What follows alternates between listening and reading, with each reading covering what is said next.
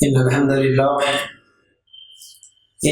لله نحمده ونستعينه ونستغفره ونؤمن به ونتوكل عليه ونعوذ بالله من شرور أنفسنا ومن سيئات أعمالنا من يهده الله فلا مضل له ومن يضلل فلا هادي له وأشهد أن لا إله إلا الله وحده لا شريك له وأشهد أن محمدا عبده ورسوله أما بعد فإن خير الحديث كتاب الله وخير الهدي هدي محمد صلى الله عليه وسلم وشر الأمور محدثاتها وكل محدثة بدعة وكل بدعة ضلالة وكل ضلالة في النار.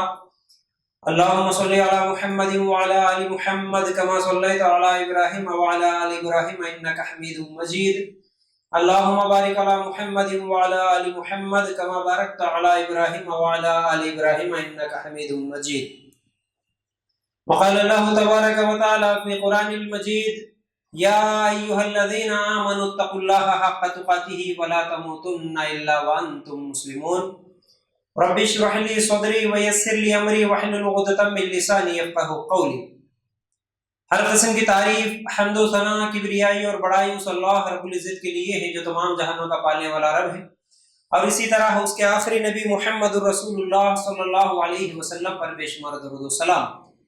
حمد و ثنا کے بعد میرے بھائیوں اور میری ماں بہنوں، آج کے اس جمعہ کے خطبے میں میں آپ لوگوں کے سامنے جس عنوان کے تحت قرآن و سنت کی روشنی میں کچھ باتیں سنانے والا ہوں وہ ہے سیرت عمر رضی اللہ تعالیٰ عنہ.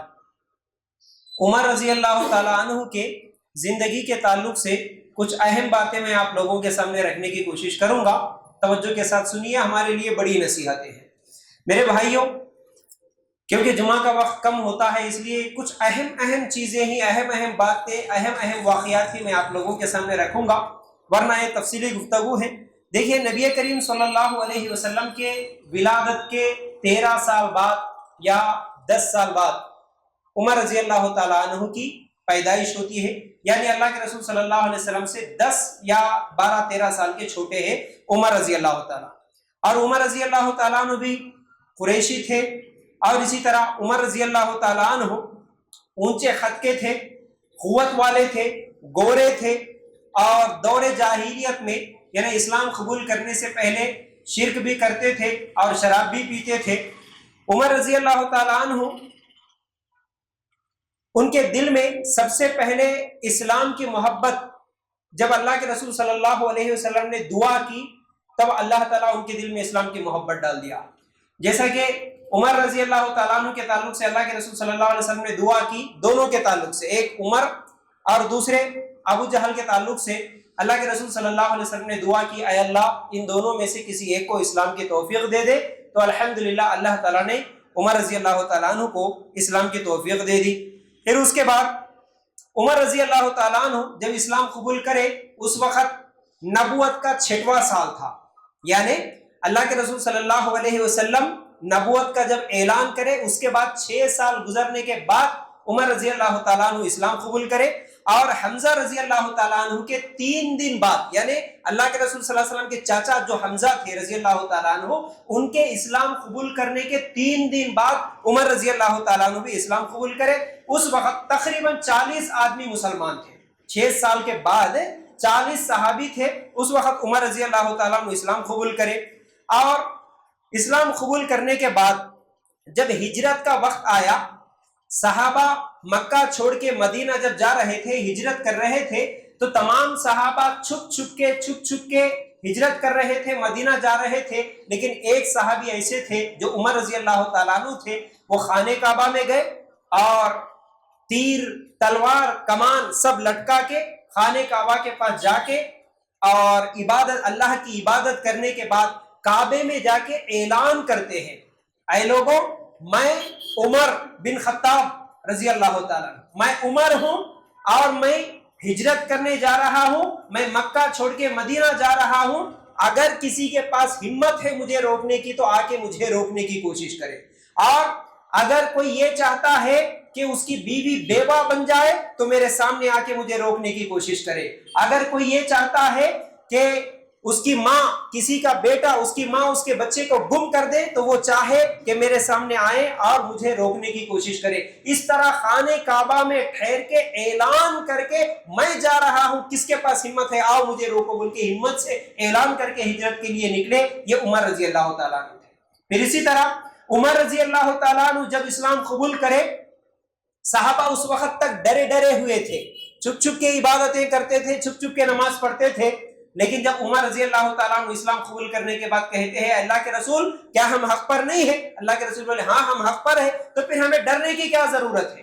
ہم اس طرح چھپ چھپ کے کیوں عبادتیں کریں؟ چلو ہم سب مل کے اعلانیہ طور پر جا کے خانہ کعبہ میں عبادت کریں گے. اور صحابہ کہتے ہیں کہ عمر رضی اللہ تعالیٰ عنہ کے اسلام قبول کرنے سے پہلے، عمر رضی اللہ تعالیٰ عنہ کے اسلام قبول کرنے سے پہلے تک ہم ڈر ڈر کے زندگی گزار رہے تھے، ایک ذلت والی زندگی گزار رہے تھے. لیکن عمر رضی اللہ تعالیٰ عنہ جب اسلام قبول کرے تو ہمارے اندر ایک ہمت آئی اور ہم سب اعلانیہ طور پر جا کے خانہ کعبہ میں کھل کر عبادت کرنا شروع کرے. یہ عمر رضی اللہ تعالیٰ عنہ تھے. میرے بھائیوں، عمر رضی اللہ تعالیٰ عنہ کے تعلق سے بہت ساری باتیں ہیں، جن میں سے کئی مشورے ایسے تھے عمر رضی اللہ تعالیٰ عنہ کے جن مشوروں کی تائید اللہ تعالیٰ کرتا تھا. عمر رضی اللہ تعالیٰ عنہ کا مشورہ ہوتا تھا، اس کی تائید اللہ تعالیٰ کرتا تھا. کیسے؟ مثال کے طور پر دو چار واقعات آپ لوگوں کے سامنے رکھوں گا. سب سے پہلے جب نماز کو بلانے کا وقت آیا، لوگوں کو نماز کے لیے کیسے بلائے، جب یہ سوچ آئی تو صحابہ سے اللہ کے رسول صلی اللہ علیہ وسلم مشورہ کرتے ہیں. اے صحابہ کیسے بلائیں گے لوگوں کو نماز کے وقت کے؟ نماز کا جب وقت شروع ہوا تو کئی صحابہ کئی مشورے دیے. کچھ لوگ بولے کہ کوئی گھنٹی بجائیں گے، کچھ لوگ بولے کہ آگ لگائیں گے کہیں پر، کچھ لوگ بولے کہ سور پھونکیں گے. لیکن اس میں سے ایک صحابی ہے عبداللہ بن زید رضی اللہ تعالیٰ عنہ، ان کو ایک خواب آیا. آ کے اللہ کے رسول صلی اللہ علیہ وسلم کے سامنے سناتے ہیں اے اللہ کے رسول صلی اللہ علیہ وسلم مجھے رات کو اس طرح خواب آیا، اذان کے جو کلمات تھے، اس طرح اذان دینا، اذان کے یہ کلمات میں نے خواب میں دیکھا. جیسے ہی عبداللہ بن زید رضی اللہ تعالیٰ عنہ اللہ کے رسول صلی اللہ علیہ وسلم کو سنا ہے، تھوڑی ہی دیر کے بعد عمر رضی اللہ تعالیٰ عنہ بھی دوڑتے ہوئے آئے اور کہا اے اللہ کے رسول صلی اللہ علیہ وسلم میں نے بھی خواب دیکھا اور مجھے بھی خواب میں یہی اذان کے کلمات بتائے گئے. تو اس وقت اللہ کے رسول صلی اللہ علیہ وسلم نے کہا کہ اے عمر بالکل ہم اسی طرح اذان دیں گے اور اسی طرح لوگوں کو نماز بلائیں گے، نماز کے لیے بلائیں گے. اور اس وقت اللہ کے رسول صلی اللہ علیہ وسلم نے کہا ہر امت میں کچھ لوگ ایسے ہوتے تھے، ہر امت میں ایسے کچھ لوگ ہوتے رہے ہیں جن کے دلوں میں اللہ تعالیٰ کچھ سچی باتیں بتا دیتا ہے. تو آج ہمارے دور میں اگر کوئی ایسی سچی باتیں جو اللہ تعالیٰ کسی کے دل میں ڈالتا ہے وہ بات سچ ہوتی ہے، وہ ہے عمر. تو اس کے بعد اللہ کے رسول صلی اللہ علیہ وسلم نے عمر رضی اللہ تعالیٰ عنہ کے اس فیصلے کو قبول کیا، تب سے یہ اذان دینا شروع ہوا. ٹھیک ہے. پھر اسی طرح عمر رضی اللہ تعالیٰ عنہ کو ہمیشہ شراب کے بارے میں ایک ملاؤ رہتا تھا دل میں. شراب کے بارے میں پہلی مرتبہ ہی شراب حرام ہے ایسی آیت نہیں اتری تھی، شراب کے بارے میں 3 مرتبہ آیتیں اتری. پہلی آیت جو غالباً سورہ بقرہ میں ہے، اللہ تعالیٰ نے کہا کہ شراب اور جوے میں، شراب کے تعلق سے خاص طور سے آیا کہ شراب میں کچھ فائدہ بھی ہے اور کچھ نقصان بھی ہے، لیکن نقصان زیادہ ہے، اس طرح ایک آیت اتری. پھر دوسری مرتبہ ایک آیت اتری جس میں یہ تھا کہ نشے کی حالت میں نماز مت پڑھو. لیکن پھر بھی عمر رضی اللہ تعالیٰ ہمیشہ دعا کرتے تھے اے اللہ کوئی ایسی آیت نازل کر دے، کوئی ایسا حکم نازل کر دے جو شراب ہمیشہ کے لیے حرام ہو جائے. تو اس کے بعد اللہ تعالیٰ تیسری مرتبہ جب آیت نازل کیا شراب آج کے بعد جائز نہیں ہے، شراب مت پیو. اس طرح عمر رضی اللہ تعالیٰ عنہ کی دعا کے بعد اللہ تعالیٰ نے قرآن کی آیت نازل کر دی شراب کے بارے میں. پھر اسی طرح عمر رضی اللہ تعالیٰ عنہ کے دل میں ہمیشہ یہ خیال رہتا تھا کہ پردے کے بارے میں کوئی آیت نازل ہو جائے. اللہ کے رسول صلی اللہ علیہ وسلم کی بیویوں کو بے پردگی کے ساتھ کوئی صحابی دیکھ رہے ہیں، یہ اچھا نہیں لگ رہا. اس میں اللہ کے رسول صلی اللہ علیہ وسلم کی بیویوں میں خود عمر رضی اللہ تعالیٰ عنہ کی بیٹی بھی ہے نا. تو عمر رضی اللہ تعالیٰ عنہ کی ہمیشہ خواہش رہتی تھی پردے کے بارے میں کوئی حکم نازل کر دے. اللہ تعالیٰ پردے کے بارے میں بھی آیت نازل کر دیا. تو ایسے کئی واقعات ہیں جس میں عمر رضی اللہ تعالیٰ عنہ کی خواہش رہتی تھی، عمر رضی اللہ تعالیٰ عنہ دعا کرتے تھے اور اللہ تعالیٰ آیت نازل کر دیتا تھا. پھر اسی طرح صلح حدیبیہ کے موقع پر بھی عمر رضی اللہ تعالیٰ عنہ جب صلح ہو رہا تھا مشرکوں کے ساتھ، جو بھی کنڈیشنز لکھے جا رہے تھے عمر رضی اللہ تعالیٰ عنہ راضی نہیں تھے. بہت تکلیف ہو رہی تھی اے اللہ کے رسول کیوں ہم حق پر نہیں ہیں، کیوں ان لوگوں کے تمام کنڈیشنز کو ہم کیوں قبول کریں. عمر رضی اللہ تعالیٰ عنہ سے اللہ کے رسول صلی اللہ علیہ وسلم کہتے ہیں یہ اللہ کا حکم ہے، وہ لوگ جو بھی پابندی لگائیں گے ٹھیک ہے کوئی بات نہیں میں سگنیچر کر دوں گا. لیکن عمر رضی اللہ تعالیٰ عنہ کیونکہ ایک تو غصہ بھی تھا، اسلام کا جذبہ بھی تھا، ہم دب کر کیوں رہے، ہم کھل کر رہے. اے اللہ کے رسول صلی اللہ علیہ وسلم اس وقت بولے اے اللہ کے رسول کیا یہ مشرک اگر قتل ہو جائیں گے تو جہنم میں نہیں جائیں گے؟ ہاں ضرور جائیں گے. اگر ان کے ہاتھوں میں ہم قتل ہو جائیں گے تو کیا جنت میں نہیں جائیں گے؟ ہاں ہم ضرور جنت میں جائیں گے. تو پھر اس طرح دب کے ایک طرح سے جھک کے پیچھے ہٹ کے صلح کرنے کی کیا ضرورت ہے؟ اتنے میں جب یہ صلح لکھی جا رہی تھی، سگنیچر اللہ کے رسول صلی اللہ علیہ وسلم کر دیے، اس کے بعد ایک صحابی آتے ہیں ابو جندل رضی اللہ تعالیٰ عنہ، بیڑیوں میں ہاتھ پیر بندھے ہوئے، روتے ہوئے، گھسیٹتے ہوئے مکہ سے مدینہ کی طرف آتے ہیں. کیونکہ اس وقت جب صلح لکھا جا رہا تھا، جو بھی کنڈیشنز لکھے جا رہے تھے، اس میں ایک بات یہ بھی تھی کہ آج کے بعد مکہ سے کوئی اسلام قبول کر کے مدینہ آئے گا تو تم لوگ واپس کریں گے، اگر مدینہ سے کوئی آدمی مکہ آنا چاہ رہا تو آپ نہیں روکیں گے. ہو گیا معاہدہ طے ہو گیا. اس کے بعد صحابی آئے روتے ہوئے اللہ کے رسول میں اسلام قبول کر لیا، مجھے مکہ والے بہت ظلم کر رہے ہیں، مجھے واپس لے کے چلو. عمر رضی اللہ تعالیٰ عنہ کہنے لگے اللہ کے رسول ایک آدمی آخری ایک چانس ہے، اس کو لے کے چلے جائیں گے، اس کی تکلیف برداشت نہیں ہو رہی، دیکھا نہیں جا رہا. لیکن مکے کے مشرک بولے نہیں صلح لکھا گیا، اب یہیں سے اس کے اوپر عمل ہوگا، ہم ابو جندل کو تمہارے ساتھ واپس نہیں بھیجیں گے. عمر رضی اللہ تعالیٰ عنہ کو غصہ آیا، غصے سے ادھر ادھر چلتے ہوئے ابو جندل جو کہ بندے ہوئے ہیں اس کے باوجود ان کے قریب جا کے ادھر ادھر ٹہلتے ہیں. اور عمر رضی اللہ تعالیٰ عنہ کہتے ہیں میرے دل میں یہ خواہش تھی کیونکہ صلح لکھا گیا تو میں اپنی طرف سے کچھ بھی نہیں کر سکتا، لیکن میں ابو جندل کے سامنے ادھر ادھر اس لیے جا رہا تھا کہ میرے پاس جو تلوار تھی وہ تلوار وہ نکالتا اور کسی مشرک کا گردن اڑا دیتا، اس لیے میں اس کے قریب جا کے اشارہ کر رہا تھا. لیکن ابو جندل اس بات کو نہیں سمجھے. عمر رضی اللہ تعالیٰ عنہ کا یہ جذبہ تھا. پھر اسی طرح عمر رضی اللہ تعالیٰ عنہ جب جنگ بدر میں قیدی جب پکڑے گئے تو اللہ کے رسول صلی اللہ علیہ وسلم مشورہ کریں کہ ان قیدیوں کا ہم کیا کریں گے. ابو بکر صدیق رضی اللہ تعالیٰ عنہ بولے اللہ کے رسول ان کے لیے ہم چھوڑ دیں گے ویسے، یا نہیں تو کچھ لوگوں کے پاس فدیہ لے لیں گے، فدیہ لے کے پیسے لے کے ان لوگوں کو چھوڑ دیں گے. عمر رضی اللہ تعالیٰ عنہ سے جب مشورہ ہوا تو عمر رضی اللہ تعالیٰ عنہ بولے اللہ کے رسول ہم نہیں چھوڑیں گے، یہ ہم کو بہت ستائیے، ہمارے دشمن یہ اسلام کے دشمن ہیں، ان کو ہم نہیں چھوڑیں گے، بلکہ اللہ کے رسول میرا جو قریبی رشتہ دار ہے اسے میرے حوالے کر دو، اس کی گردن میں ماروں گا، اور جو صحابی جس کے قریبی رشتہ دار ہے اس کو وہ قتل کریں گے، ہم ان کو فدیہ لے کے نہیں چھوڑیں گے، ان کو قتل کر دیں گے. یہ عمر رضی اللہ تعالیٰ عنہ کا مشورہ تھا. لیکن اللہ کے رسول صلی اللہ علیہ وسلم کو ابو بکر صدیق رضی اللہ تعالیٰ عنہ کا مشورہ پسند آ گیا، اور ابو بکر صدیق رضی اللہ تعالیٰ عنہ کے مشورے سے اللہ کے رسول صلی اللہ علیہ وسلم کیا کرے، جو بھی قیدی پکڑے گئے ان لوگوں کو فدیہ لے کے ان کے پاس سے کچھ مال لے کے چھوڑ دیے.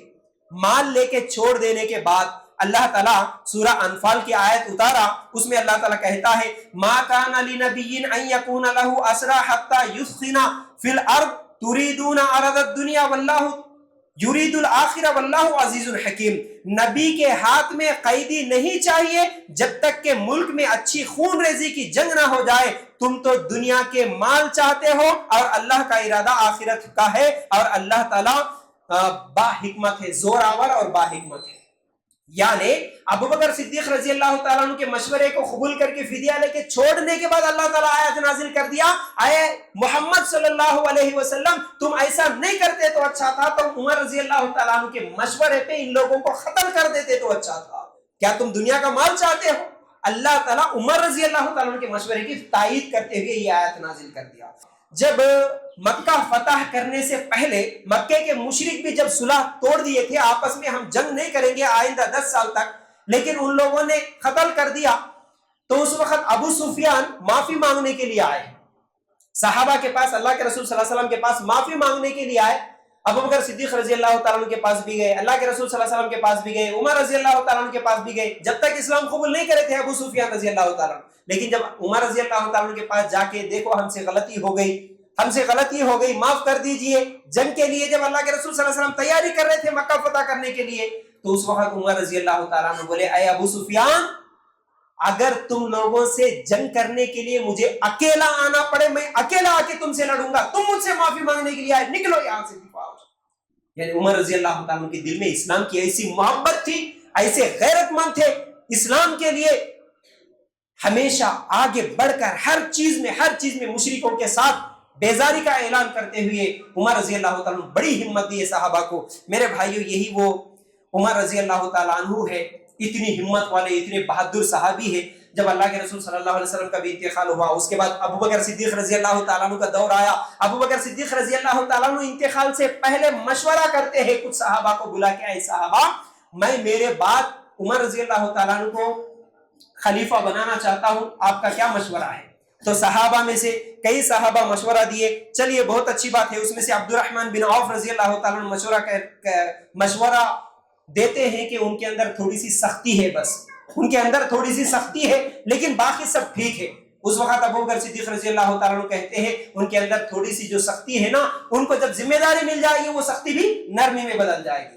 پھر اس کے بعد عثمان رضی اللہ تعالیٰ عنہ سے بھی مشورہ کرتے ہیں، تو عثمان رضی اللہ تعالیٰ عنہ کہتے ہیں عمر رضی اللہ تعالیٰ عنہ کا باطن ان کے ظاہر سے بھی اچھا ہے، انہوں اندر سے بہت اچھے ہیں، باہر سے بھی زیادہ اندر سے بہت اچھے ہیں۔ اے ابو بکر ٹھیک ہے، ان کا نام اعلان کر دیجئے۔ جب عمر رضی اللہ تعالیٰ عنہ کو خلیفہ بنایا گیا تو ماشاءاللہ اس کے بعد کیسے کیسے واقعات۔ میرے بھائیو ایک تھا عمر رضی اللہ تعالیٰ عنہ خلیفہ بننے سے پہلے کے واقعات، اب خلیفہ بننے کے بعد عمر رضی اللہ تعالیٰ عنہ کیسی زندگی گزارے، ذرا غور سے سننا میرے بھائیو۔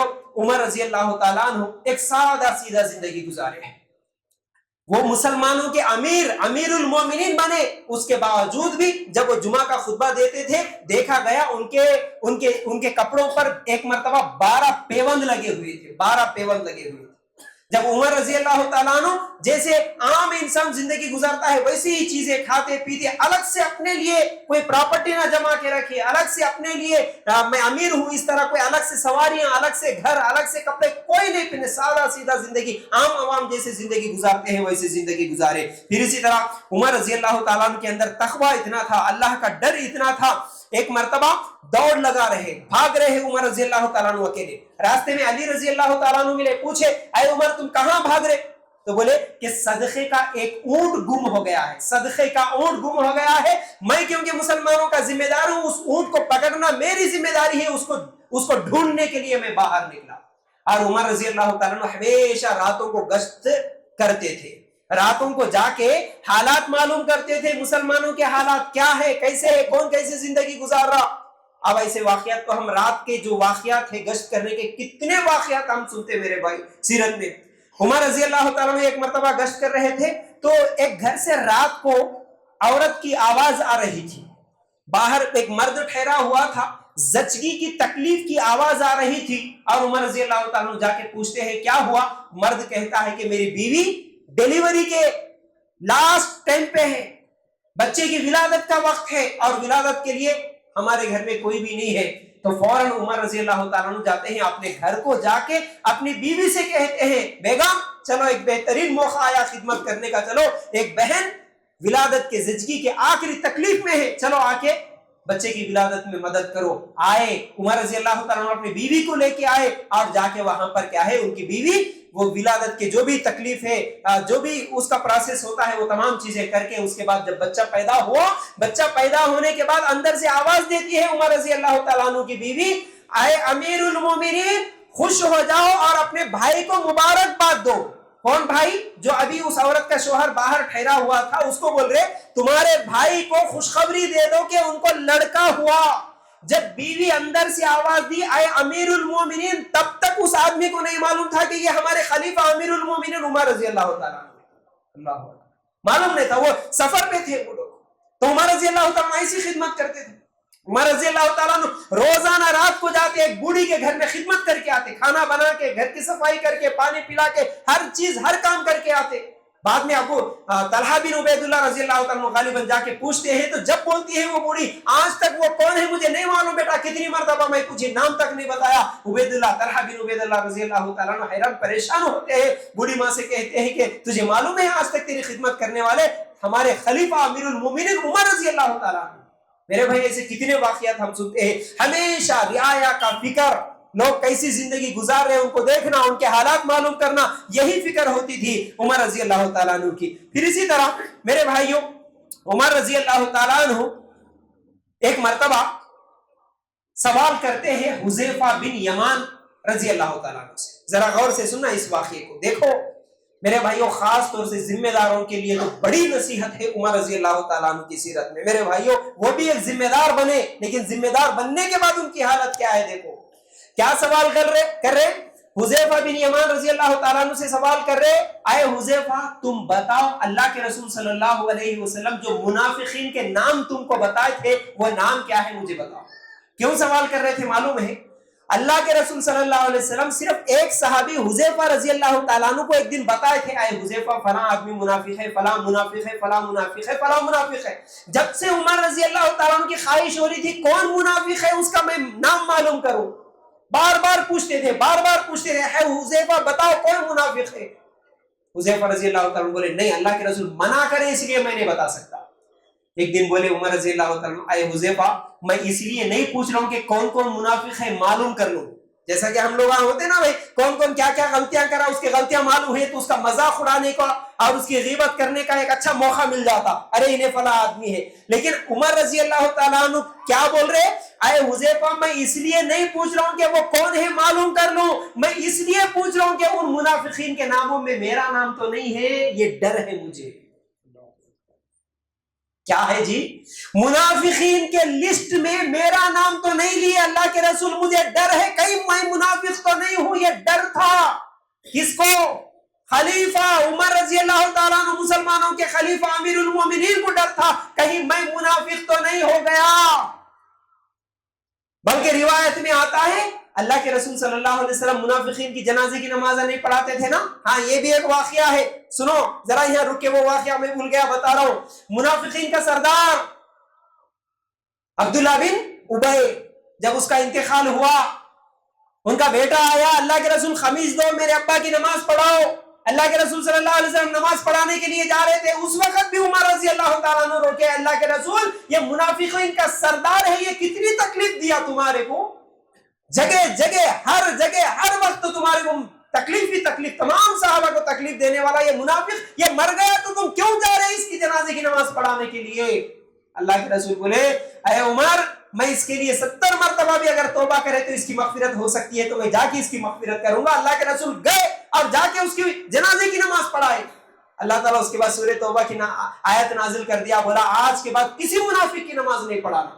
عمر رضی اللہ تعالیٰ عنہ کی خواہش تھی منافق کی جنازے کی نماز اللہ کے رسول نہیں پڑھانا, اللہ تعالیٰ آیت کو بھیج دیا آج کے بعد آئے اللہ کے رسول کسی منافق کی جنازے کی نماز نہیں پڑھانا. اس کے بعد اللہ کے رسول منافقین کی جنازے کی نماز نہیں پڑھا رہے. تو عمر رضی اللہ تعالیٰ عنہ چپکے سے دیکھتے تھے کبھی کسی کا جنازہ ہو رہا, اللہ کے رسول اگر آگے بڑھ کے جنازے کی نماز پڑھ رہے تو عمر رضی اللہ تعالیٰ جا کے ساتھ میں ٹھہر جاتے تھے, اگر اللہ کے رسول نماز نہیں پڑھا رہے تو عمر رضی اللہ تعالیٰ بھی نماز نہیں پڑھتے تھے. اللہ اکبر, کیسا تقویٰ تھا ان کے اندر, کیسا تقویٰ تھا میرے بھائیوں.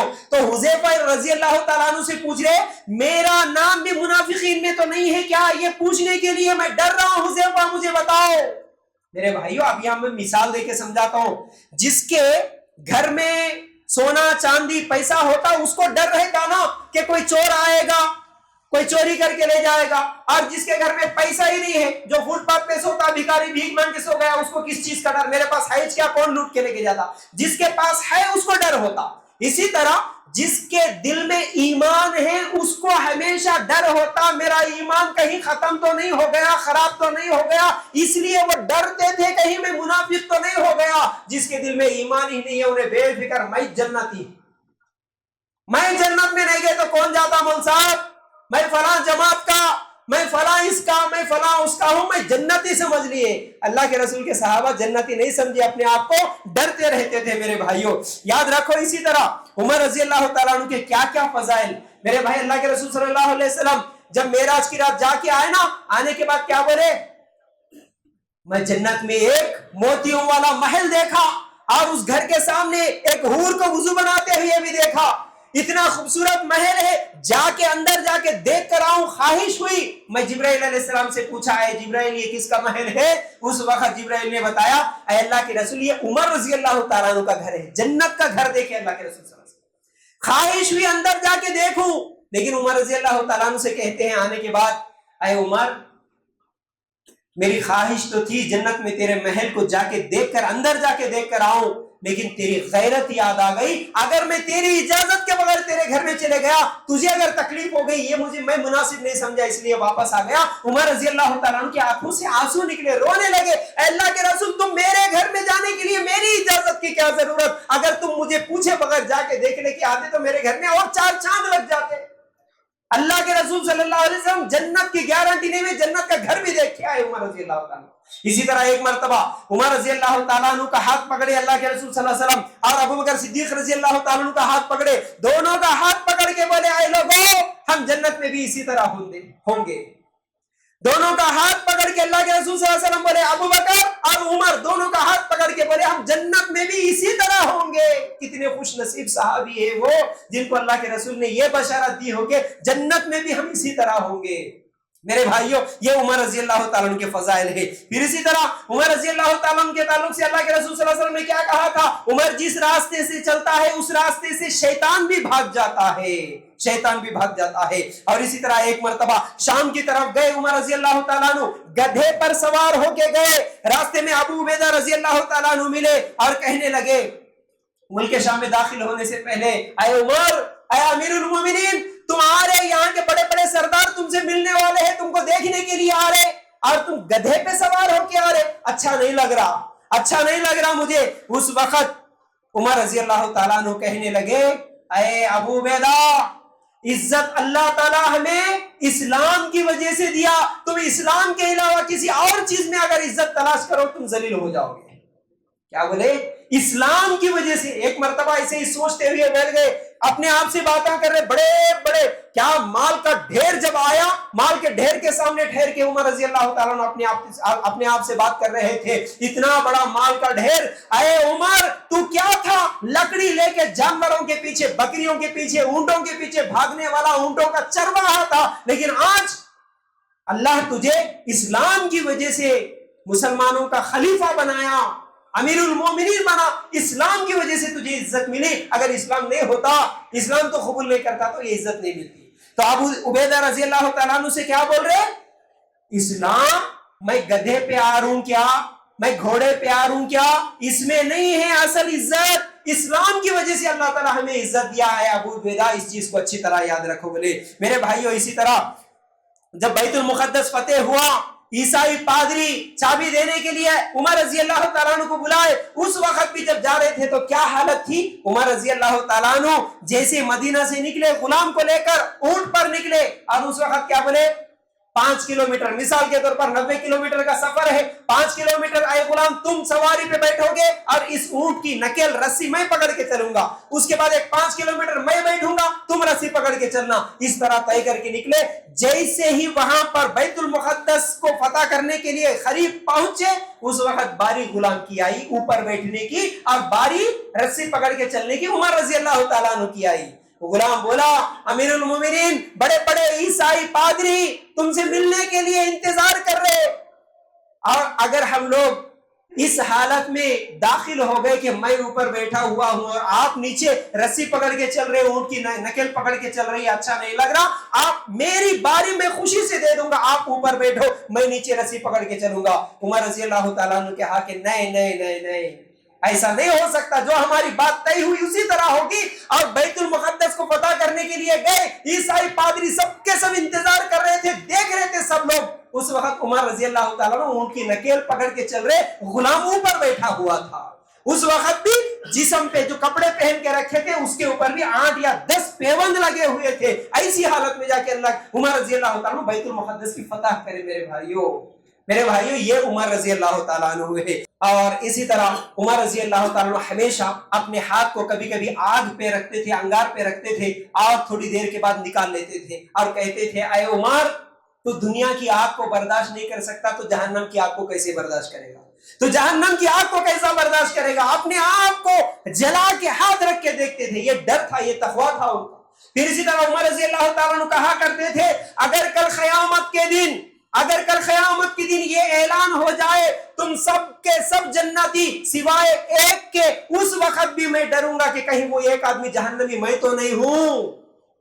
میرے بھائیوں, کون جن کو جنت کی گارنٹی ملی, جن کو اللہ کے رسول کی صحبت ملی, جن کو اللہ کے رسول صلی اللہ علیہ وسلم جنت میں گھر دیکھ کے آگ کے خوشخبری بھی دے دی ہے، وہ صحابی کی حالت کیا ہے؟ قیامت کے دن اعلان بھی ہو جائے سب جنتی سوائے ایک کے، تو میں اس وقت بھی ڈروں گا، وہ ایک میں تو نہیں ہوں۔ ہماری حالت کیا ہے؟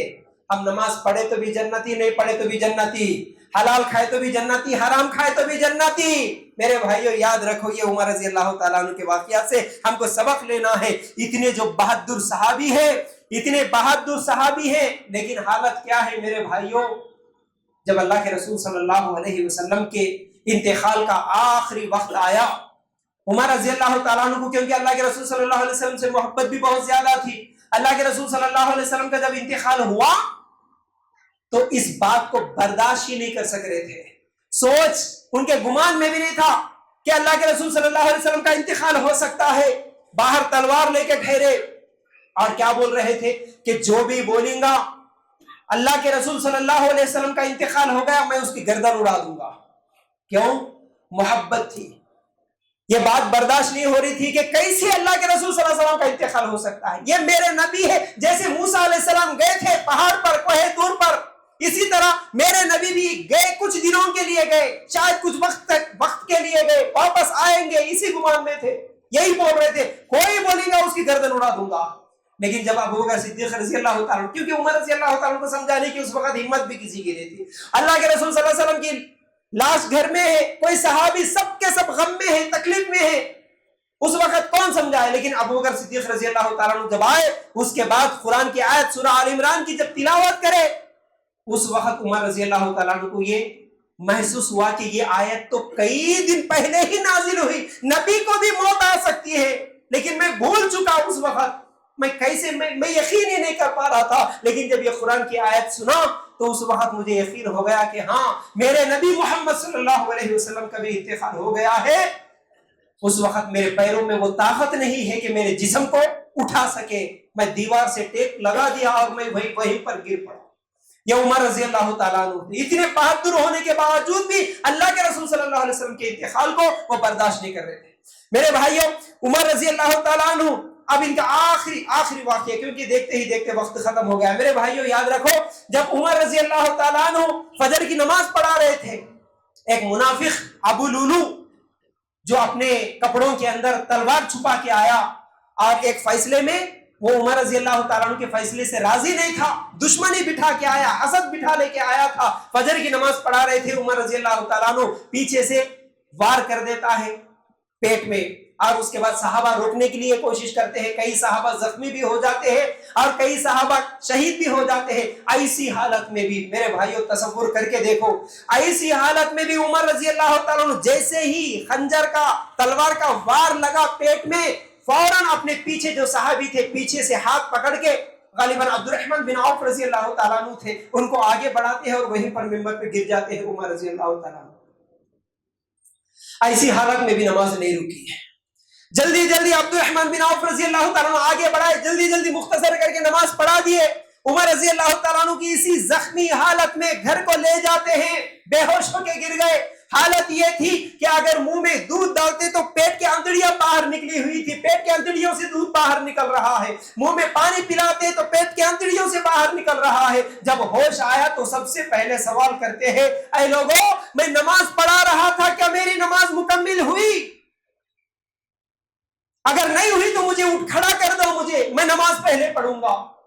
اور اس کے بعد کہتے ہیں، جس کی نماز نہیں اس کا اسلام میں کوئی حصہ نہیں، جس کی نماز نہیں اس کا اسلام میں کوئی حصہ نہیں۔ ارے عمر رضی اللہ تعالیٰ عنہ جیسے صحابی جن کو جنت کی گارنٹی بھی ملی تھی، وہ صحابی ایسی حالت میں، ایسی زخمی حالت میں بھی نماز چھوڑے نہیں، بلکہ یہ بول رہے جس کی نماز نہیں اس کا اسلام میں کوئی حصہ نہیں۔ میرے بھائیوں، آج کتنے صحت کے ساتھ، کتنی اچھی تندرستی کے ساتھ، اس کے باوجود بھی ہم لوگ نمازاں چھوڑ کے سو جاتے ہیں، ہم سے فجر کی نماز نہیں ہوتی۔ ہم کیسے اسلام کو ماننے والے ہیں، ہم کیسے مسلمان ہیں؟ اپنے آپ سے سوال کریں۔ میرے بھائیوں یاد رکھو اس چیز کو، یہ عمر رضی اللہ تعالیٰ عنہ تھے، اور عمر رضی اللہ تعالیٰ عنہ اسی زخمی حالت میں تھے۔ اس وقت عبداللہ بن عباس رضی اللہ تعالیٰ عنہ آتے ہیں اور کہتے ہیں، اے عمر، تم کو گھبرانے کی کیا ضرورت ہے؟ انتقال کے آخری لمحات میں کیا بول رہے، ذرا غور سے سنو۔ ان کو خوشخبری سنا رہے، اے عمر تمہیں گھبرانے کی کیا ضرورت ہے، ڈرنے کی کیا ضرورت ہے، تم نبی کے ساتھی تھے، نبی کی صحبت تمہیں ملی اور اللہ تعالیٰ تمہیں مسلمانوں کا امیر بنایا اور تمہارے دور میں بڑے اچھے کام ہوئے، اللہ تعالیٰ ہو سکتا ہے تم سے راضی ہو گیا، تم کیوں گھبرا رہے، تم کو ٹینشن، تم کو ڈرنے کی کیا ضرورت ہے۔ اس وقت عمر رضی اللہ تعالیٰ عنہ کیا بولے، اے عبداللہ کیا تم مجھے دھوکے میں ڈالنا چاہتے ہو؟ اللہ کیا بولے، کیا یہ پورے باتیں بتا کے کیا تم مجھے دھوکے میں ڈالنا چاہ رہے؟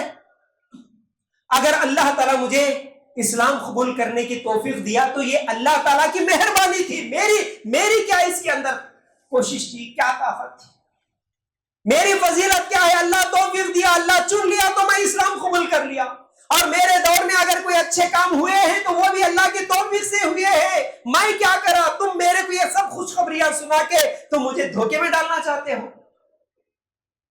میں تو چاہتا ہوں اے عبداللہ، کیا بول رہے ہیں، انتقال سے آخری پہلے تک کیا سوچ ہے، میں تو یہ چاہتا ہوں عبداللہ کل قیامت کا دن ہوگا، میرے نام اعمال جب تولے جائیں گے، میرے نیکیاں بھی برابر ہو جائے، میرے گناہ بھی برابر ہو جائے، میں برابر میں جنت میں چلے جاتا ہوں، بس یہی میری خواہش ہے۔ اگر میری نیکیاں میرے گناہ دو بھی برابر ہو جائے، برابری پہ میں جنت میں چلے جاؤں، اتنا اللہ تعالیٰ میرے اوپر رحم کر دے، بس یہ میں چاہتا ہوں، اور تم ہے کہ میرے فضائل بیان کرتے ہوئے مجھے دھوکے میں ڈالنا چاہتے ہو۔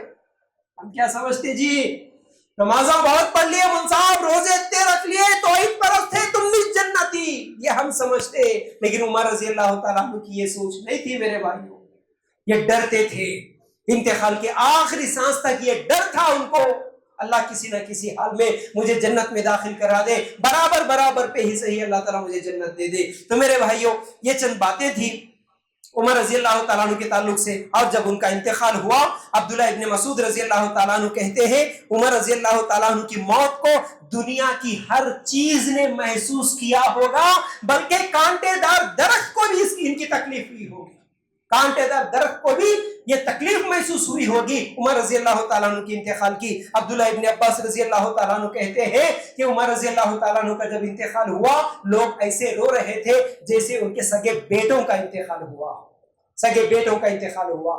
میرے بھائیوں وقت ہو گیا، لیکن ایک آخری اہم بات تھی میں بھول گیا بتانا چاہتا ہوں، وہ یہ ہے میرے بھائیوں، حذیفہ بن یمان رضی اللہ تعالیٰ عنہ سے ایک مرتبہ عمر رضی اللہ تعالیٰ عنہ فتنوں کے بارے میں سوال کر رہے تھے، تم میں سے کون ہے جو محمد صلی اللہ علیہ وسلم سے فتنوں کے بارے میں سنا تھا؟ مختصر اس حدیث کا مفہوم بتا رہا ہوں میں۔